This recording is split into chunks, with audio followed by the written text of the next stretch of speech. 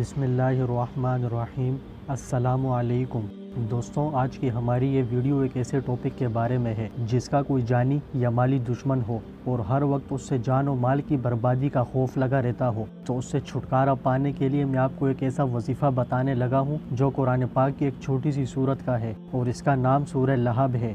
دراصل لہب حضور اکرم صلی اللہ علیہ وسلم کا چچا تھا، جو ایک کافر مشرک اور آپ صلی اللہ علیہ وسلم کے سخت مخالف دشمنوں میں سے تھا۔ ہر وقت آپ کو تکلیف اور نقصان پہنچانے کی سازشوں میں ملوث رہتا تھا۔ ایک روز حضور اقدس صلی اللہ علیہ وسلم بطحا تشریف لے گئے اور ایک پہاڑی پر چڑھ کر اونچی آواز میں پکارا، یا صباحا یا صباحا۔ یہ لفظ لوگوں کو یہ بتانے کے لیے استعمال کیا گیا تھا کہ دشمن حملہ کرنے والا ہے، اپنے دفاع کے لیے تیار ہو جائیں۔ اس پکار پر لوگ آپ کے پاس جمع ہو گئے تو آپ صلی اللہ علیہ وسلم نے فرمایا، بتاؤ، اگر میں تمہیں یہ خبر دوں کہ اس پہاڑ کی دوسری جانب دشمن کی ایک بہت بڑی فوج نے پڑاؤ ڈالا ہوا ہے، تو کیا تم میری اس بات پر یقین کرو گے؟ سب لوگوں نے جواب دیا، جی ہاں، یقیناً ہم آپ کی بات سچ مانیں گے، کیونکہ آپ نے کبھی جھوٹ نہیں بولا۔ پھر حضور اکرم صلی اللہ علیہ وسلم نے فرمایا، سنو، میں تمہیں اللہ کے سخت عذاب سے ڈراتا ہوں۔ میں اللہ کی طرف سے تمہیں خبردار کرنے والا بن کر آیا ہوں تاکہ اللہ کی توحید بیان کروں۔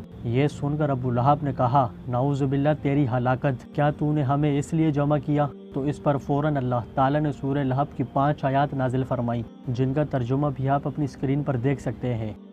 دوستوں، یہ سورت حضور پاک صلی اللہ علیہ وسلم کے دشمن ابو لہب کی ہلاکت کے لیے نازل ہوئی۔ اس لیے عاملین نے سورت کو دشمن کے ہلاک ہونے کے لیے بہت پرتاثیر مانا ہے۔ دشمن کی ہلاکت کے لیے سورت کی روزانہ 41 مرتبہ باوضو حالت میں تلاوت کی جائے اور اول و آخر 3 مرتبہ درود شریف بھی پڑھا جائے۔ یہ بات ذہن میں رکھیں کہ اس سورت کی پہلی آیت کے لفظ ابی لہب پر آپ اپنے دشمن کا تصور کریں۔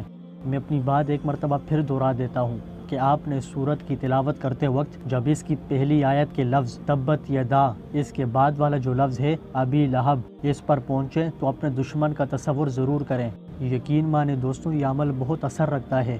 اس عمل سے آپ کے دشمن کی ہلاکت 100% یقینی ہے، لیکن اس کا اثر اسی وقت ہوگا جب آپ کا دشمن واقعتاً دشمن ہو۔ اس کا مطلب کیا ہے؟ یعنی میں یہ عرض کر رہا ہوں کہ آپ کسی بھی صورت اس عمل کا ناجائز استعمال نہیں کر سکتے۔ ایسا نہیں کہ آپ کی کسی سے کوئی ناراضگی ہو گئی ہے اور آپ اس سے بدلہ لینے کے لیے عمل کر رہے ہیں، تو اس کی آپ کو بالکل بھی اجازت نہیں۔